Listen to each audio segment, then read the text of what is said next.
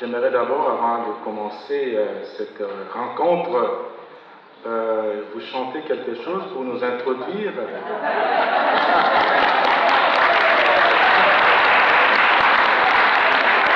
Alors, c'est le dimanche missionnaire mondial.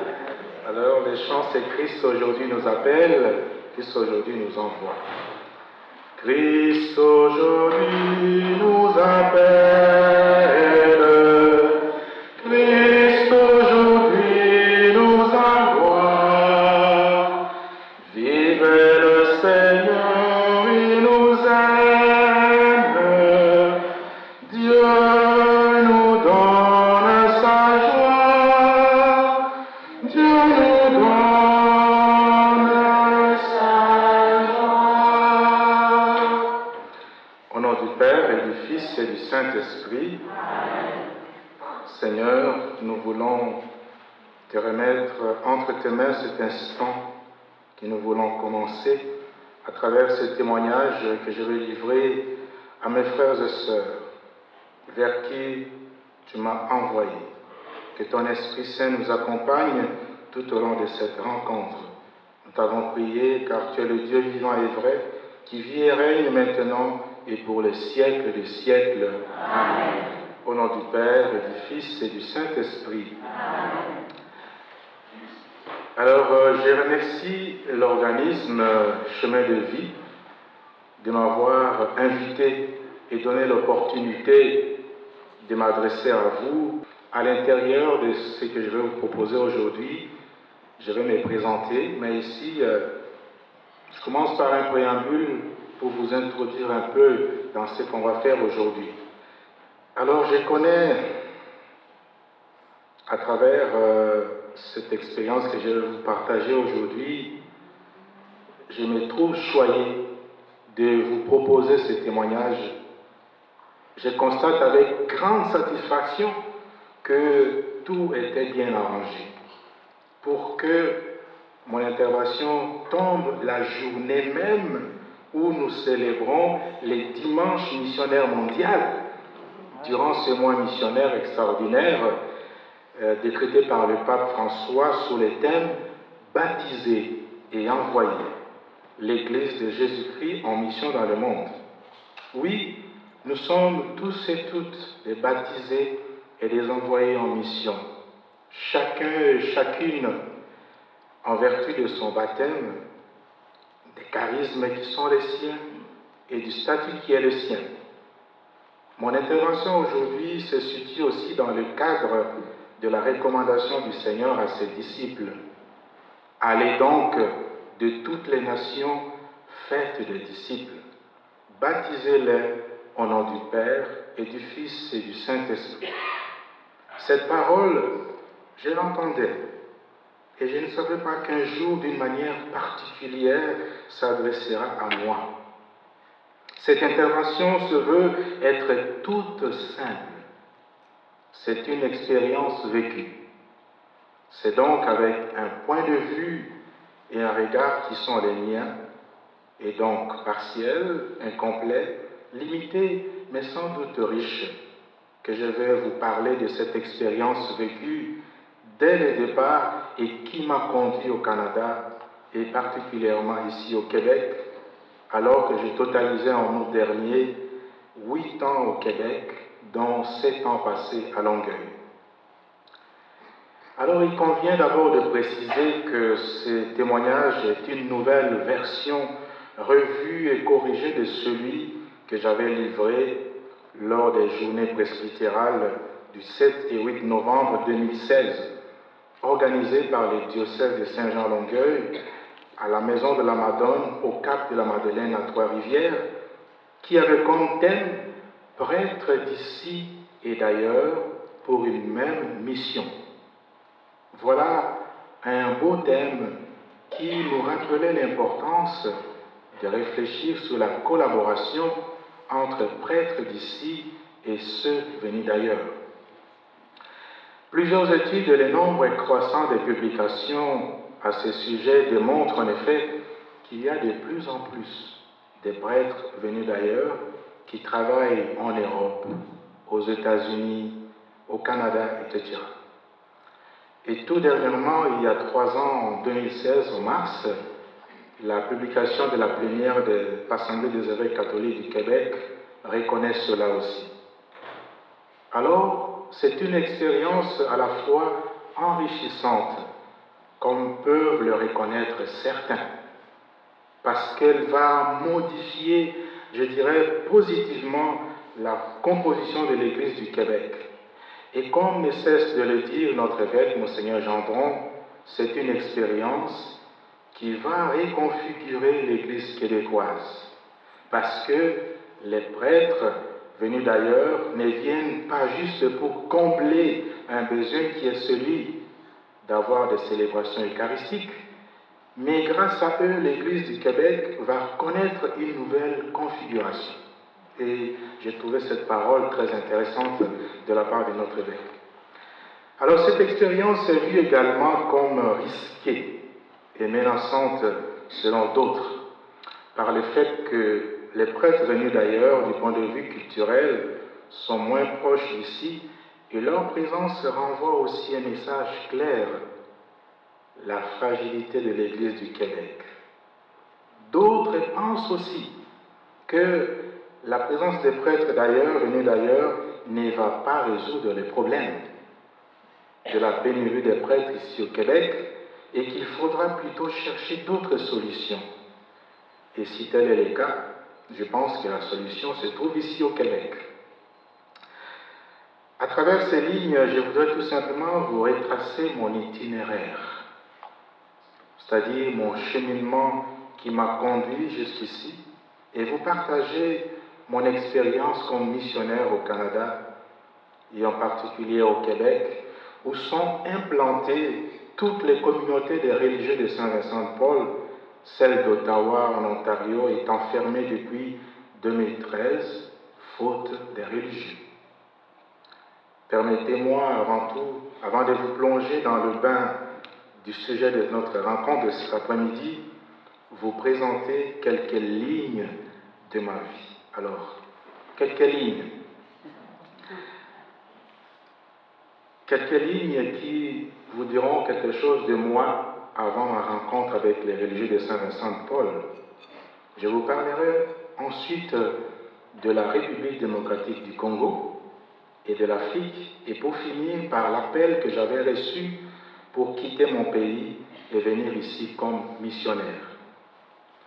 Je suis originaire de la province de l'Équateur et issu d'une famille de 7 enfants. 3 filles et 3 garçons, et 4 garçons plutôt. 2 de mes sœurs ainsi qu'à mon grand frère, et mes 2 parents ont rejoint la maison du Père. Mon père était journaliste à la radio-télévision nationale, ma mère d'abord enseignante puis cadre à la poste. C'est dans cette famille profondément chrétienne que je suis né et que j'ai appris à connaître Dieu. J'ai été appelé un jour par mon nom, par mon baptême, alors que j'avais à peine 1 ou 2 mois. Mon frère jumeau, Jean Bosco, et moi, étant choyés plus que les autres à l'époque, nous allions à la messe, l'un à gauche de papa, l'autre à sa droite, un peu comme Aaron et Our qu'on a entendu dans la première lecture aujourd'hui. Mais pas pour soutenir les mains de papa, mais pour qu'elle lui soutienne nos mains. Mais la mort l'a arraché à notre affection, alors que moi j'avais 14 ans et lui, papa, en avait 41. C'est donc notre maman, Olga, paix à son âme, âgée à peine de 39 ans, qui va prendre la responsabilité de 7 enfants, imaginez. Elle va s'occuper de nous et est restée jusqu'à sa mort dans les toits familial et ne s'est plus jamais remariée parce qu'elle s'est dit « je vais prendre soin de mes enfants ».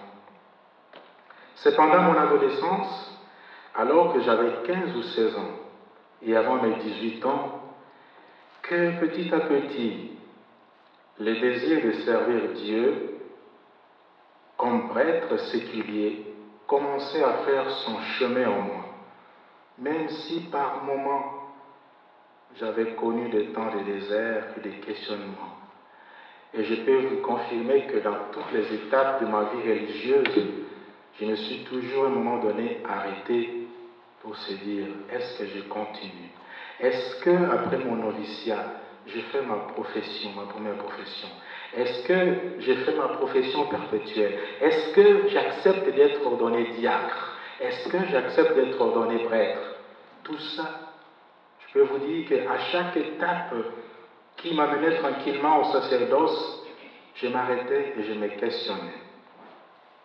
Alors, ce grand pays d'où je viens, c'est le Congo, qui est en Afrique centrale. Alors, comme l'indiquait l'annonce publicitaire concernant l'après-midi d'aujourd'hui, je suis originaire de la République démocratique du Congo, ce beau et grand pays au centre de l'Afrique. L'Afrique qui est un grand continent. Et parler de ce grand continent qu'est l'Afrique exige des nuances, parce que l'Afrique n'est pas une, elle est plurielle. Pourquoi? C'est parce qu'elle est traversée par une grande diversité géographique, climatique, linguistique, culturelle, historique, politique, sociale et j'en passe. Les peuples d'Afrique sont différents les uns des autres du point de vue de la langue, du langage et de la culture. Même si l'Afrique comprend plusieurs régions linguistiques qui est l'héritage du colonialisme, nous avons les régions anglophones, les régions francophones, les régions hispanophones, les régions lusophones, les régions arabophones et les régions indophones. L'Afrique est surtout peuplée par plusieurs milliers de langues propres aux Africains correspondant aux milliers d'ethnies. Quant à mon pays, la RDC, à elle seule, on compte plus de 350 dialectes, sans oublier les 4 langues nationales qui sont les Lingala, les Kikongo, les Chiluba et les Swahili. C'est au cœur de ce même grand pays, plutôt de ce grand continent que se situe la RDC. Un pays dont le sous-sol, le sol regorge des richesses inestimables en minerais, en faune, en flore et en ressources humaines. Et on dit que le Congo est un scandale géologique, avec plus de 70 millions d'habitants. La capitale Kinshasa, à elle seule, abrite plus de 15 millions d'habitants. Mais au fil des années, des décennies, faute d'un gouvernement responsable et capable d'oublier ses propres intérêts et de travailler pour le bien de la population, et comme le mentionnait l'archevêque de Kinshasa, le cardinal Fridolin Ambongo, lors de son discours après sa création comme cardinal par le pape François au dernier consistoire du 5 octobre, à cause du mauvais cœur, je le cite, de certains dirigeants, une minorité vit dans l'opulence, tandis que la majorité croupit dans la misère et essaie de survivre. Et il continue, le Congo, disait-il, est comparable à cet homme qui a été attaqué et dépouillé par les bandits sur le chemin de Jéricho, le laissant à moitié mort. Il a donc besoin des bons samaritains pour qu'ils viennent à son secours. Sûrement, vous allez me demander, mais pourquoi il nous parle de tout cela? Eh bien, c'est parce que dans toute société, quand une personne arrive dans un coin où il est étranger, les gens lui posent toujours des questions, à moins qu'il ne soit pas intéressé à le faire. D'où viens-tu?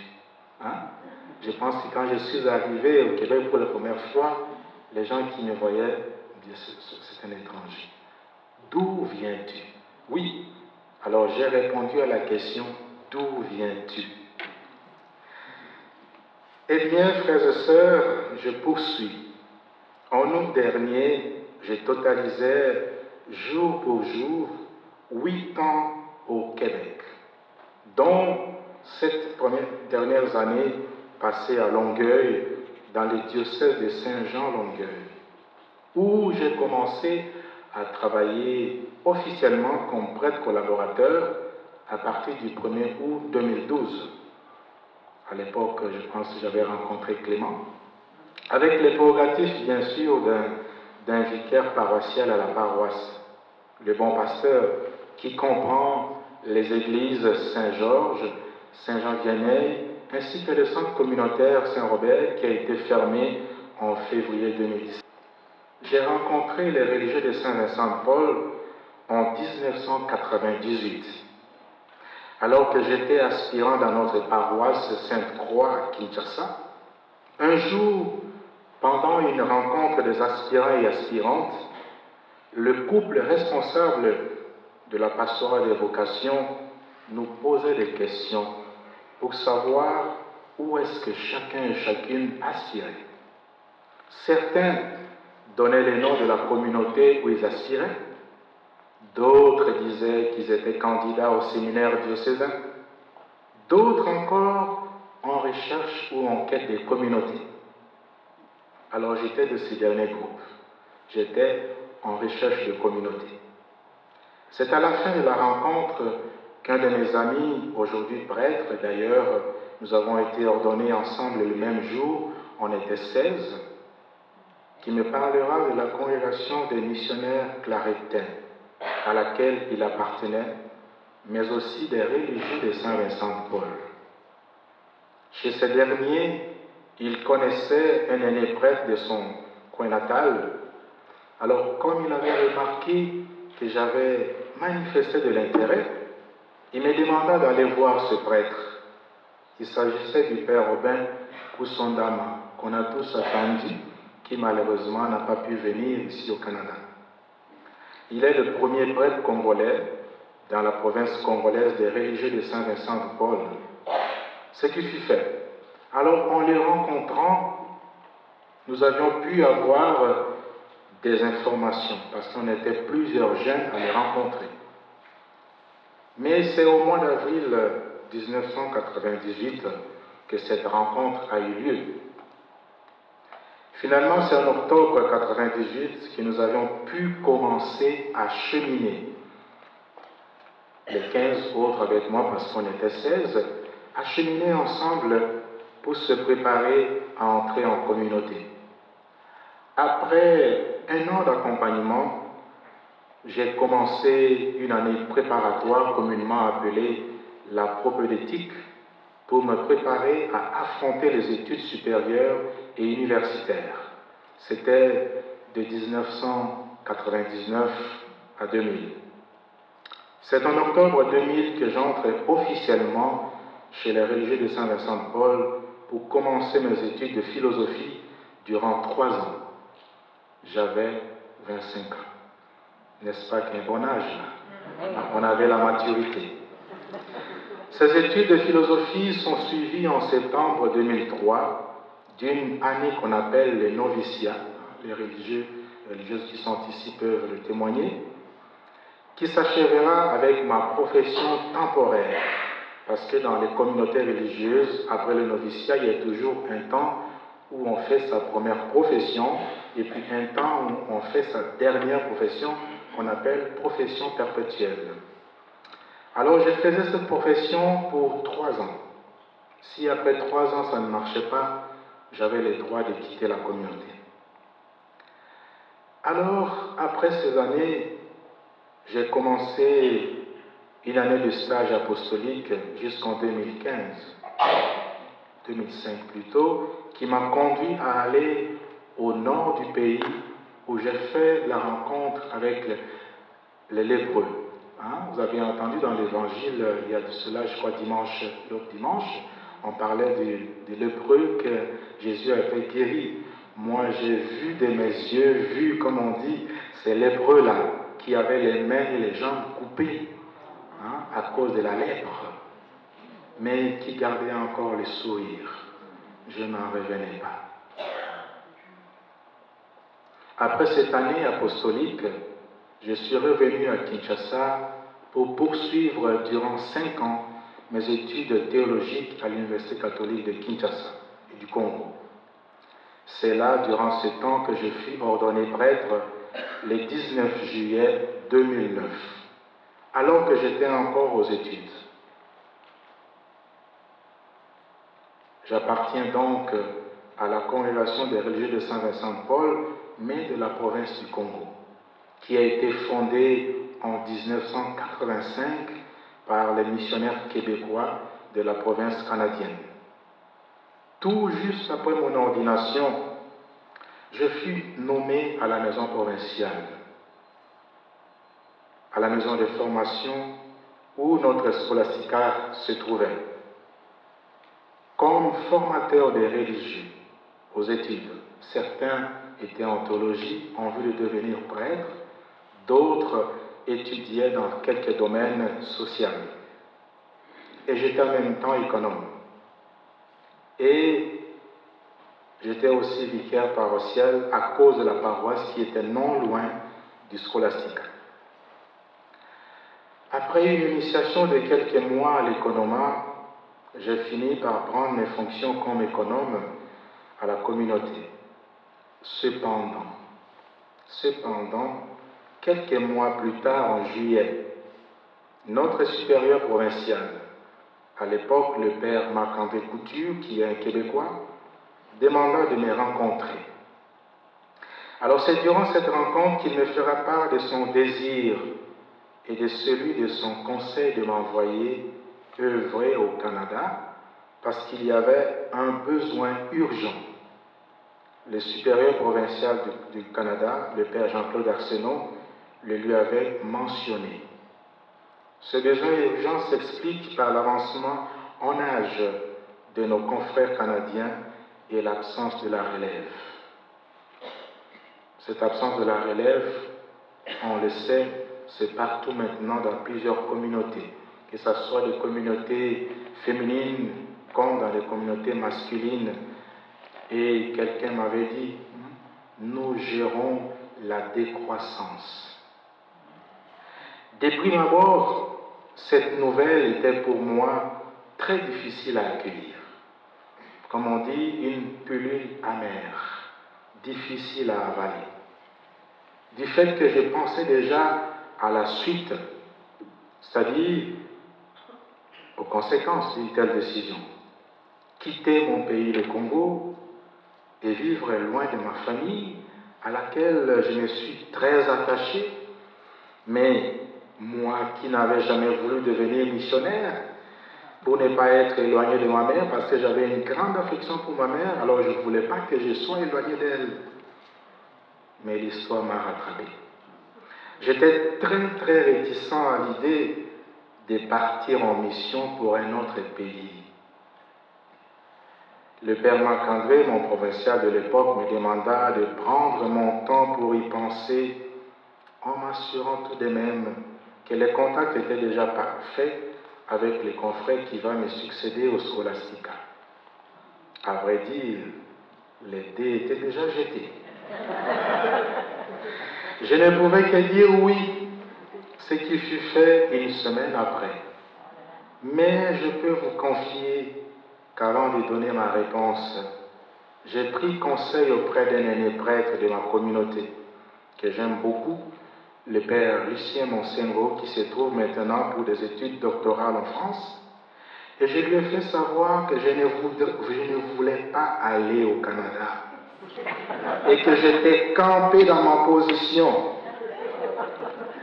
On a eu une discussion assez rude avec lui, discussion houleuse, jusqu'à ce que j'ai même tapé sur la table. Je n'irai pas. Mais c'est lui qui a eu raison de moi. Il a fini par me convaincre d'accepter la nouvelle obédience. Alors il faut le remercier. Alors Père Lucien en France, merci beaucoup. Alors je me suis réalisé que je venais de prendre une décision sérieuse, très sérieuse. avec plusieurs conséquences. Les déracinements, une nouvelle aventure face à l'inconnu. J'allais quitter ma famille, mes amis et connaissances. J'allais tout quitter. Quitter ma terre natale pour une nouvelle patrie, une terre de mission. Alors je me suis rappelé cette parole du Seigneur Abraham. Quitte ton pays, ta parenté et la maison de ton père, et va vers le pays que je te montrerai. Je ferai de toi une grande nation. Je te bénirai. Je rendrai grand ton nom, et tu deviendras une bénédiction. Je bénirai ceux qui te béniront. Celui qui te maudira, je le réprouverai. En toi seront bénies toutes les familles de la terre. Abraham s'en alla, comme le Seigneur le lui avait dit, et Lot s'en alla avec lui. Abraham avait 75 ans lorsqu'il sortit de Haran. Moi, je n'avais pas 75 ans. Non. C'est pour dire que la mission est confiée à tout le monde, peu importe son âge, peu importe ce qu'il fait dans la vie, on est tous et toutes des disciples missionnaires, appelés à évangéliser, appelés à apporter la bonne nouvelle auprès des pauvres. J'allais donc devenir missionnaire. C'était vraiment très, très excitant. Mais en même temps, je me demandais, est-ce que je vais être capable de rester longtemps en pays des missions? Parce que la peur de l'inconnu m'envahissait. Il m'a fallu alors prendre du temps pour réunir d'abord les documents, faire ma demande à Citoyenneté et Immigration Canada en vue de l'obtention d'un visa de résidence temporaire. Je devais aussi informer ma famille. Je me souviens que ma mère fut la dernière à le savoir. Oui, parce que je me disais, comment elle va prendre ça, la pauvre? Ne va-t-elle pas s'attrister? Oui, effectivement, elle était très attristée d'apprendre cela, mais elle a accueilli cette nouvelle, même si ça l'avait beaucoup attristée. J'ai fini par donner mes adieux à la famille et quitter le Congo pour venir ici au Canada. Mais après plusieurs démarches, j'étais attendu en octobre 2010 ici au Canada, mais les circonstances ne l'ont pas permis. Et surtout que mes 2 premières demandes avaient été refusées, catégoriquement. Finalement, c'est la 3e demande qui a été acceptée, mais à ma grande déception. J'ai demandé 4 ans, on me donne 6 mois. C'est pour dire que j'étais très déçu. Mais alors on s'est dit, arrivons d'abord au Canada, et puis une fois rendu ici, on va voir ce qu'on peut faire. Finalement, c'est le 23 août 2011 que j'ai finalement foulé le sol québécois qui m'attendait depuis 2010. J'atterris à l'aéroport Pierre-Elliott Trudeau de Montréal et là déjà, les premières impressions sautent aux yeux. La beauté et la grandeur des installations aéroportuaires m'impressionnaient. Gigantesques. 2 confrères sont venus de Québec pour me chercher. Un Québécois et un Congolais, un confrère Thomas qui était venu quelques mois avant moi pour m'attendre. Et sur l'autoroute 20 qui va nous mener à Québec, je ne cessais d'admirer la beauté de la nature qui s'offrait à moi. Un certain 23 août 2011, vous imaginez un peu comment la nature se présente. Alors une fois arrivé à Québec, il a fallu s'attaquer aux démarches pour les papiers, parce qu'il me fallait avoir une carte d'assurance maladie, une carte d'assurance sociale et un permis de séjour pour m'aider à rester un peu longtemps au Canada. Alors, on a commencé cette démarche. Mais vous savez qu'une bonne intégration commence aussi par la visite. Visiter les gens. Hein? Si on reste enfermé chez soi, on ne connaîtra pas les voisins. Hein? Si aujourd'hui je peux vous donner les noms des gens qui sont ici, vous me direz que c'est incroyable.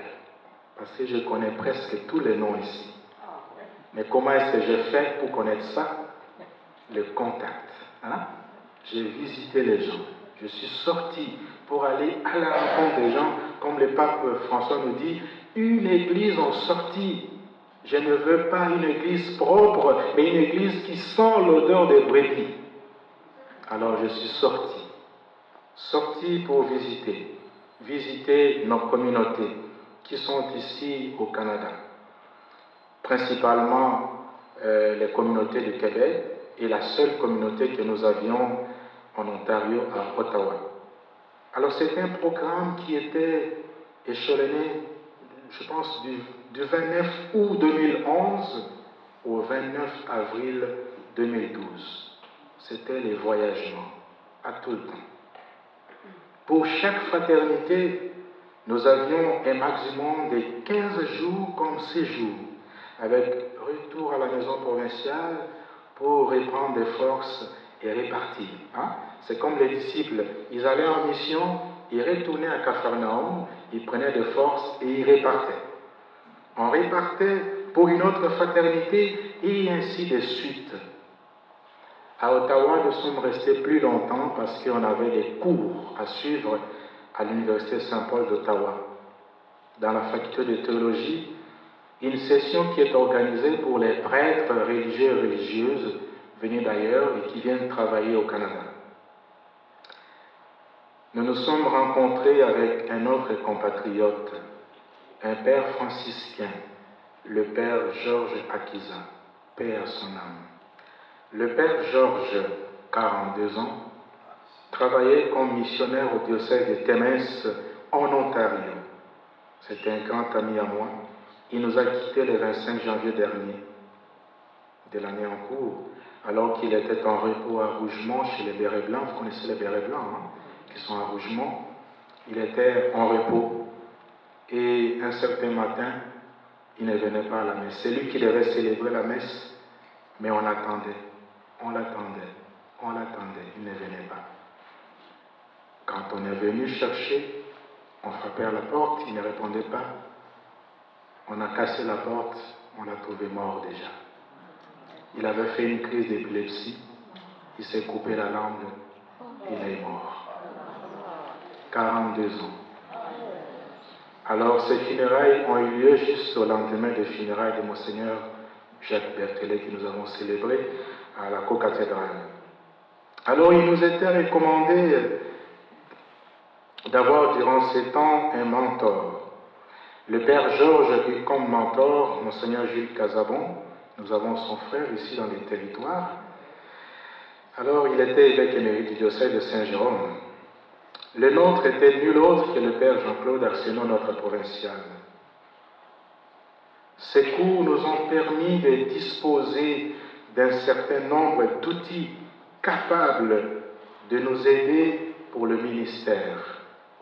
Une fois rendus sur terrain, en paroisse ou dans n'importe quelle structure. Toutes nos fraternités furent visitées. Longueuil, Jonquière, Trois-Rivières, Lévis, Québec, Ottawa, Montréal, Lac-Simon, toutes ces communautés étaient visitées, ainsi que nos patros qui sont en fait des centres communautaires de loisirs pour tous âges. On a un juste en traversant le fleuve, le patro de Montréal, le patro Les Prévost. C'est lors de cette grande tournée, alors que nous étions à Longueuil, pour un séjour d'une quinzaine de jours, en septembre 2011, que nous avons eu l'honneur de rencontrer Monseigneur Lionel Gendron et Monseigneur Claude Hamelin. À l'époque n'était pas encore évêque auxiliaire, mais il était responsable des ressources humaines du diocèse et vicaire général. On a eu le temps de nous entretenir avec eux. Tous ceux qui connaissent bien Monseigneur Hamelin savent que quand il vous a à l'œil, vous ne pouvez pas lui échapper. C'est ça.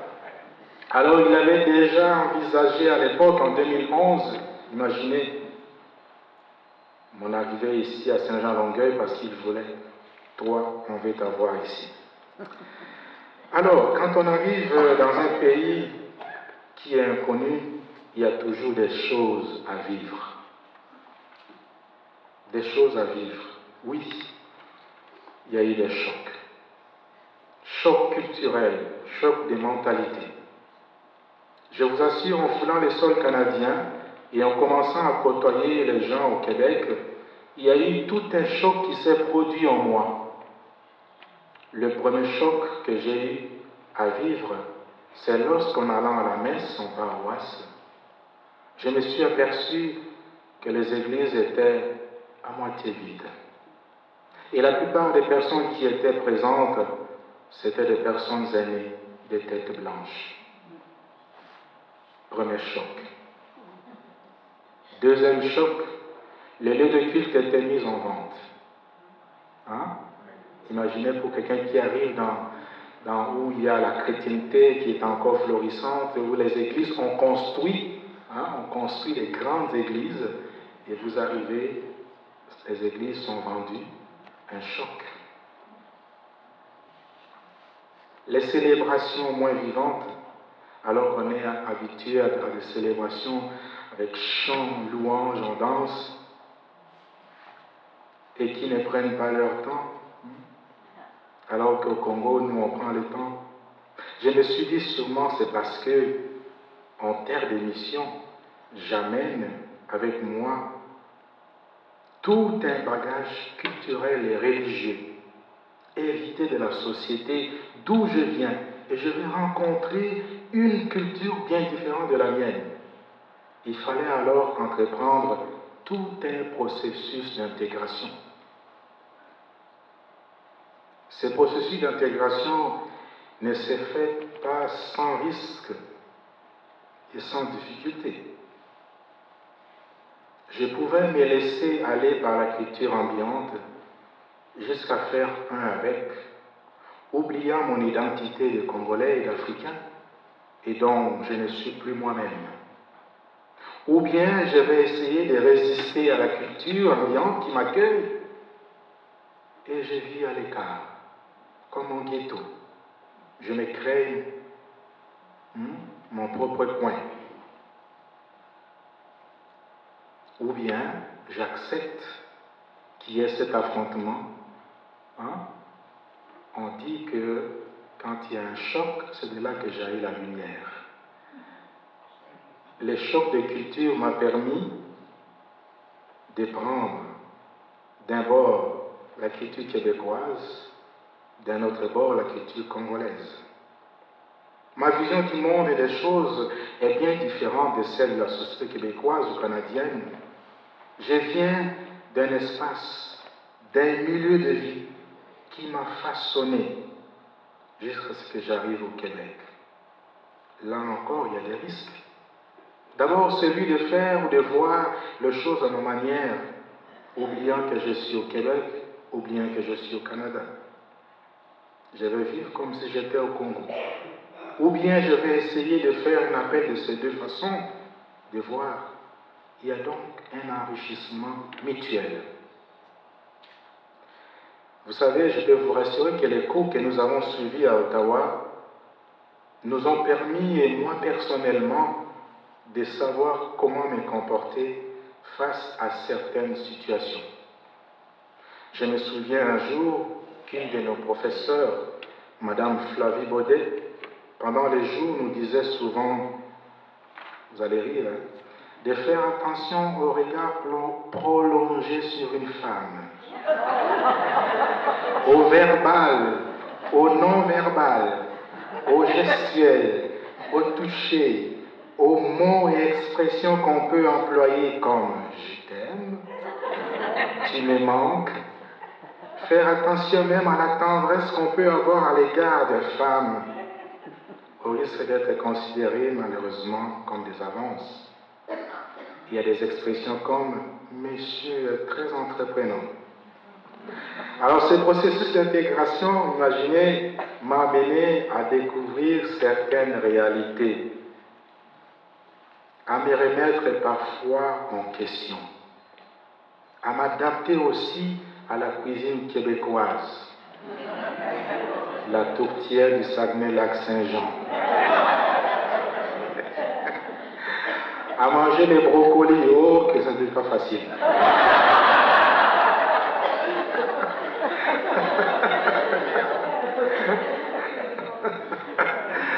À manger les desserts et jello, oh c'était pas facile. Mais je peux vous dire aujourd'hui, tout ça, les brocolis, les jello, je mange parfaitement bien. Alors, certains missionnaires québécois qui étaient arrivés au Congo avaient fait aussi face à ces défis de nourriture, de culture. D'autres ont parlé même les lingala. D'autres, par contre, n'ont pas su. Il me semble que sur ce plan, j'ai pas mal gagné mon pari. Une autre adaptation que j'ai vécue, c'est celle de la langue. Il a fallu, bien que venant d'un pays francophone et formé par les Québécois, apprendre le langage québécois avec certaines expressions comme « il a une face haïssable ». C'est écœurant. Slack ta poulie. Embarque dans le char. Et bien d'autres expressions à ma tapsarat. Et tant d'autres. J'ai appris à connaître ces expressions-là. Hormis toutes ces adaptations que je devais vivre, les ministères paroissial et la pastorale des aînés restaient un défi majeur. Aujourd'hui, je pense que être missionnaire dans un pays d'ancienne chrétienté, comme le Canada et comme le Québec en particulier, c'est tout un défi. Pourquoi un défi? C'est parce que je ne viens pas pour changer les choses du jour au lendemain, mais je viens accompagner des gens qui ont vécu une histoire avec l'Église. L'Église que vous avez connue, ce n'est pas l'Église que moi j'ai connue au Congo. Je suis au diocèse de Saint-Jean-Longueuil, comme je l'ai dit, depuis 2012. Et mes 3 premières années, je les ai passées à la paroisse de Bon Pasteur comme prêtre collaborateur. Avant d'aller pour la suite, j'aimerais encore un chant. Christ aujourd'hui nous appelle, Christ aujourd'hui nous envoie, vivez le Seigneur, il nous aime, Dieu nous donne sa joie, Dieu nous donne sa joie. J'aimerais vous partager maintenant ici ma propre expérience qui m'a permis d'être accueilli, aimé des paroissiens, aimé de vous. Et je n'ai pas cette prétention-là. Loin de là. J'avais compris qu'il me fallait, comme je l'avais dit, créer une certaine proximité. En saluant mes paroissiens individuellement, c'est là que j'ai appris à connaître vos noms. Françoise, Louise, Jean, Lina, et ainsi de suite. France, Chantal, Isabelle, Louisette, Sœur Françoise, Sœur Juliette, Rita, Claire, Madeleine, ainsi de suite. Il y a des gens, des Monique, des Louise et des Lise, des Jacqueline. Tous ces gens, comment j'ai appris à connaître ce nom? C'est parce que je les ai rencontrés. Je suis sorti pour les saluer individuellement, en essayant de m'informer de leur situation, de connaître leurs noms, leurs problèmes. Par mon attitude, je leur lançais un message clair. Je ne viens pas pour vous imposer ma culture, mais j'apporte ce que j'ai comme bagage culturel et je sais que vous avez quelque chose à me transmettre en retour.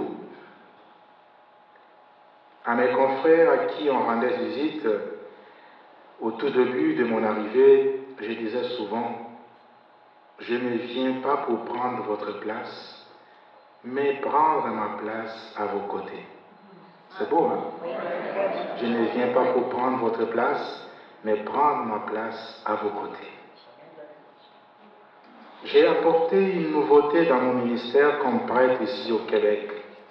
Pendant la messe, comme je n'avais l'habitude au Congo, j'entends un chant en lingala et un autre en français pour accompagner mon homélie. Les chants en lingala, je les traduis, ensuite je l'entends. Je le ferai à la fin.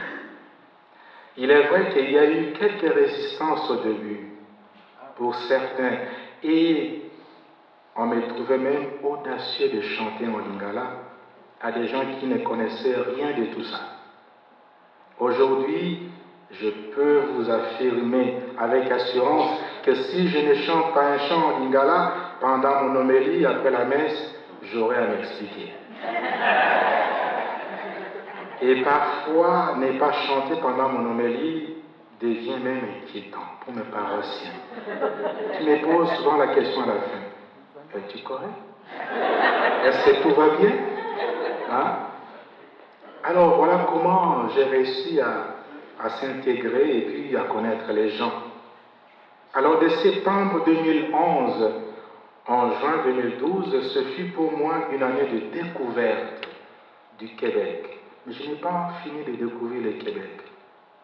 L'année 2012-2013 m'ont permis de m'installer et d'apprendre au niveau du diocèse de Saint-Jean-Longueuil.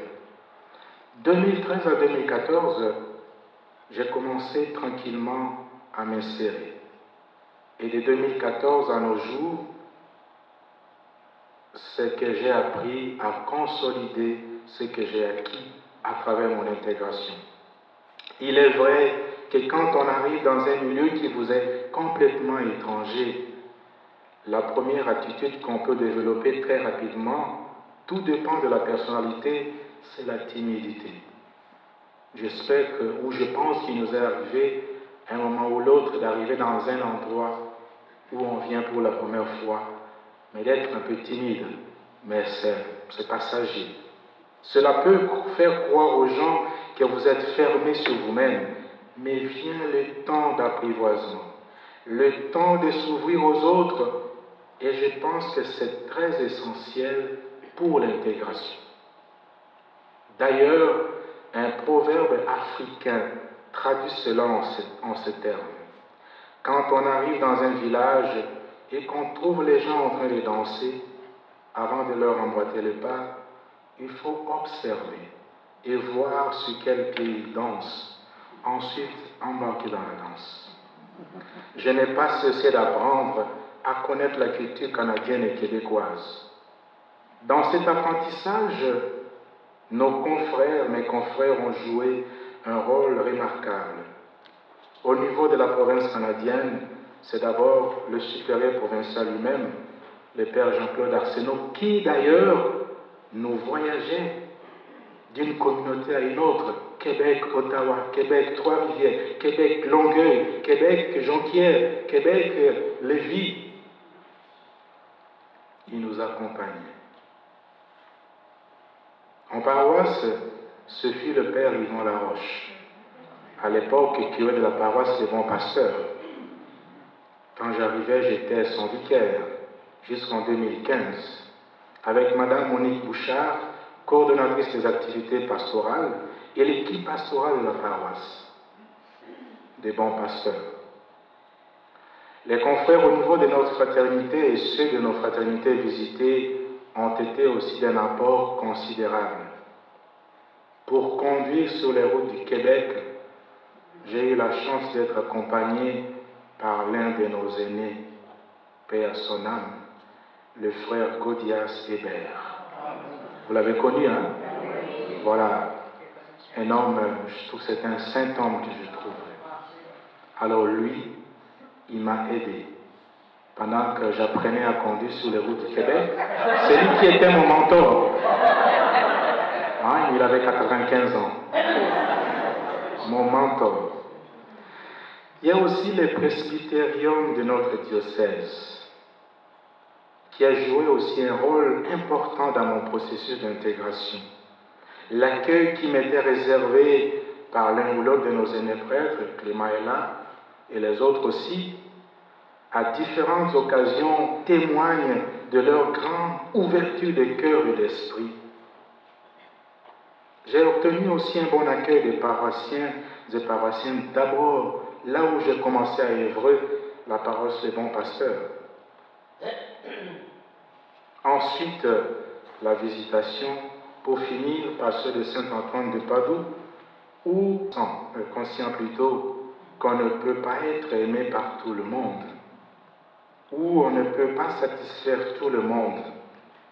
Il y aura toujours d'un côté ceux qui t'aimeront et de l'autre ceux qui ne t'aimeront pas. Tout comme il y aura ceux qui seront satisfaits et d'autres moins satisfaits. Mais je ne me laisse pas abattre par cela, car j'ai un principe. J'ai fait ce que je peux et le Seigneur complète le reste. Merci à toutes ces personnes qui m'ont soutenu et continuent à me soutenir pour que je puisse accomplir ce mandat qui m'a été confié par notre évêque, Monseigneur Gendron. Merci à toutes les communautés religieuses, féminines et masculines qui se trouvent sur le territoire de notre unité pastorale et qui m'ouvrent leurs portes avec empressement et joie. J'en suis très, très reconnaissant. Missionnaire aujourd'hui. Missionnaire aujourd'hui. Il s'agit de l'étape où j'en suis présentement. À travers certaines questions que je me suis posées au fil des années, je suis parvenu à me construire une nouvelle identité. C'est mon identité africaine, congolaise, qui a croisé la culture québécoise, qui m'a apporté aussi beaucoup de choses. Je suis le même en tant que personne, mais parfois et constamment comme un autre, à cause de ce que j'ai reçu ici. Et vous savez, même quand j'arrive au Congo, on me dit, tu as l'accent québécois maintenant.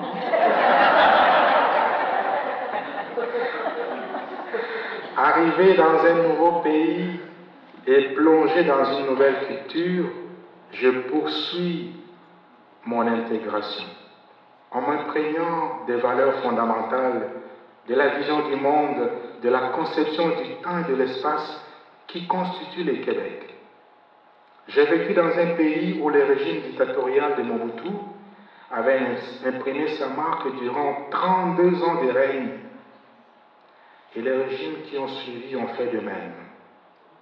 En arrivant ici, je découvre un pays qui a des références sociales et politiques différentes d'où je viens. Il y a ici la culture du droit et de la démocratie, la culture du débat. Un adversaire politique n'est pas un ennemi à abattre. La liberté d'expression, oui. La place importante qu'occupe l'individu dans la société. Le souci du bien commun, la transparence. Autant de valeurs. C'est au sein de cette société québécoise que je continue à découvrir l'Église du Québec, qui a connu une longue histoire, qui a connu ses forces et ses faiblesses.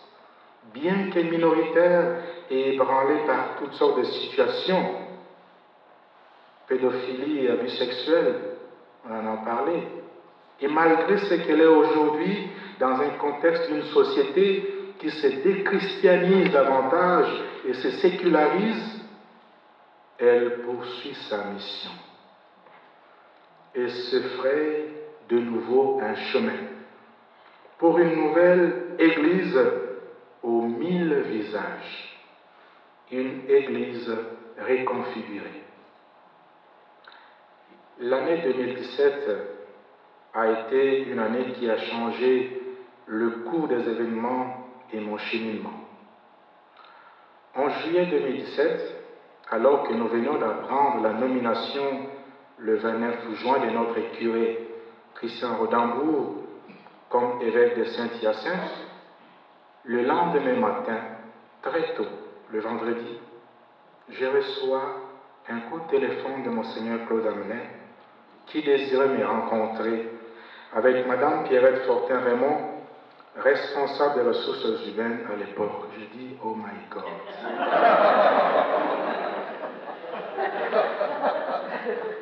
Notre évêque auxiliaire, j'ai été, en tout cas, quand ils m'ont rencontré, ils m'ont dit, Charles, tu t'en doutes bien, hein? Je dis, de quoi? Christian est nommé évêque? Oui, je le sais. Alors, nous, on veut que tu puisses le succéder. Je dis, ah bon, vous pensez que j'ai toutes les qualités? Il dit, c'est pas pour rien que tu as nommé depuis 2015 à l'équipe d'animation. On te préparait. Parce qu'on savait que Christian, tôt ou tard, partira dans sa communauté comme supérieur général et qu'il faudrait quelqu'un. Alors j'ai compris que ça ne datait pas d'aujourd'hui. Quelque chose se préparait déjà. Mais vous savez que la tâche n'était pas facile au début. C'était pas facile.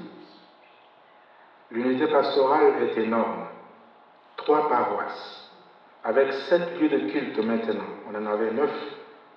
Une quinzaine de résidences de personnes aînées. Je poursuis cette collaboration avec notre coordonnatrice des activités pastorales et paroissiales, Madame Diane Gazaï, dont je salue la présence dans la salle, et l'équipe pastorale qui a un rôle important à jouer, ainsi que les bénévoles de nos 3 paroisses qui se donnent corps et âme au service de leurs frères et sœurs. Plus d'un me pose toujours cette question. D'où viens-tu que tu puisses arborer toujours ce beau sourire? Je leur réponds que c'est ma nature et que même si je peux rencontrer des difficultés, je garde ce sourire. Des difficultés, il y en a dans la vie. Au début de mon mandat en août 2017, j'ai été confronté à plusieurs défis qui nous ont obligés à réajuster les tirs si nous voulions continuer à offrir des services à nos paroissiens et paroissiennes, et surtout pour la paroisse Saint-Antoine de Padoue. Il y a eu des coupures de postes, des restructurations des tâches au niveau des employés et des coupes budgétaires qui ont fait très mal. Imaginez pour des gens qui viennent à peine d'arriver en poste, Diane et moi, comment négocier avec tout ça? Oui, des coupes qui ont fait très mal. La caisse du curé fut fermée définitivement. Cette caisse qui permettait d'avoir un fonds en vue de soutenir certains organismes du milieu. Mais il fallait prendre cette courageuse décision. Il y a de cela quelques années, quand les centres diocésains avaient connu bien avant nous ce problème, je me souviens ce que disait Monseigneur Gendron. Ce n'était pas facile de prendre des décisions visant le départ de certains membres du personnel diocésain. Ce n'était pas une décision aisée, mais il fallait la prendre. Il y a eu aussi d'autres situations difficiles que j'ai vécues. Au tout début, confrontation avec des nostalgiques de mes prédécesseurs, des lettres anonymes. Une m'a été même remise par Diane quand je revenais tout récemment de mes vacances. Oui, problème d'emplacement des statues au niveau de Saint-Antoine. Moi, je veux que cette statue va de l'autre côté. Je me suis souvenu de ce que Monseigneur Christian Rodambourg disait à l'époque. Petit frère, tu vas goûter aux joies d'être curé.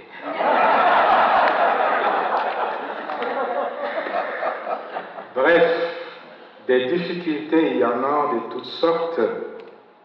Il y a eu aussi des difficultés liées à la résistance au changement, à la nouveauté. Parce que cela fait peur, cela insécurise. On aime mieux faire comme on faisait toujours. Le changement, c'est pas bon. Il y a aussi des difficultés liées au langage, aux attitudes. Comme je vous l'avais dit tantôt, les chocs du langage, tout ça. Lorsqu'on n'a pas été bien compris, certaines paroles, gestes et attentions qu'on peut porter ou pas à l'égard d'une personne peuvent être mal comprises et provoquer parfois des frustrations, voire un éloignement de la personne. C'est triste, mais c'est la vie.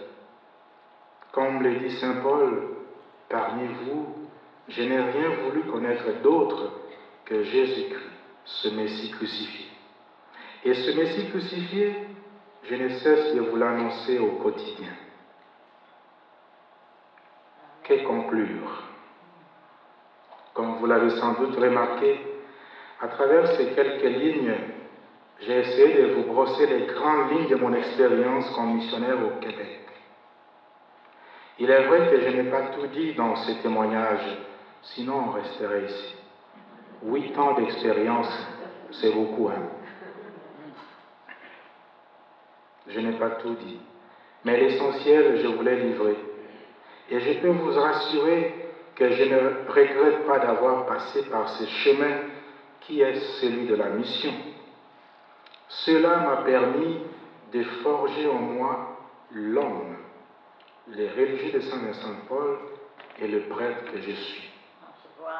Cette expérience vécue a déjà commencé à produire ses fruits en moi. J'ai beaucoup appris et je sais qu'il y a encore du chemin à faire parce que l'intégration est un processus qui n'est jamais facile, mais c'est faisable.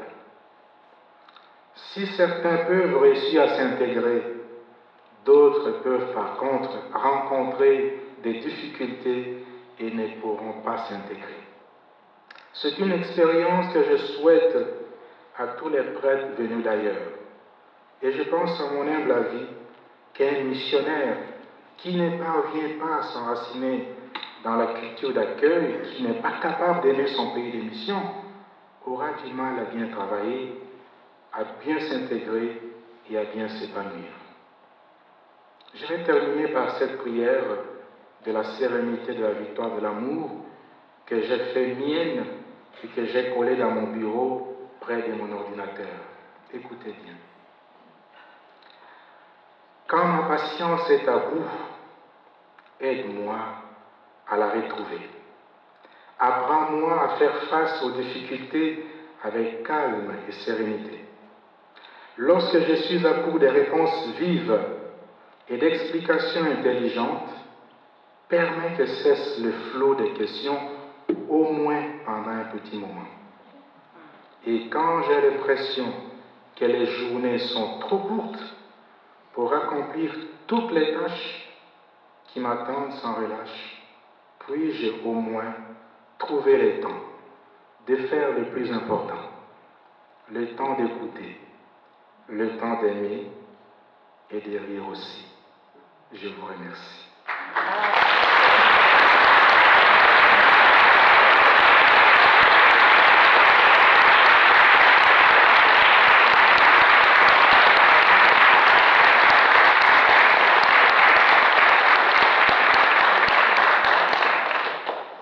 Mais je vous avais promis un chant en lingala. Alors, c'est un chant d'appel qui dit ceci: le Seigneur m'a appelé, me voici. Mais moi seul, je ne peux rien, viens me secourir. Mokonzi abengi ngai ngai nandimi. Mokonzi abengi ngai ngai nandimi. Ngai oyo, ngai oyo, ngai oyo, ngai oyo, ngai moko nakoki te salisanga, ngai moko nakoki te salisanga, ngai oyo, ngai oyo.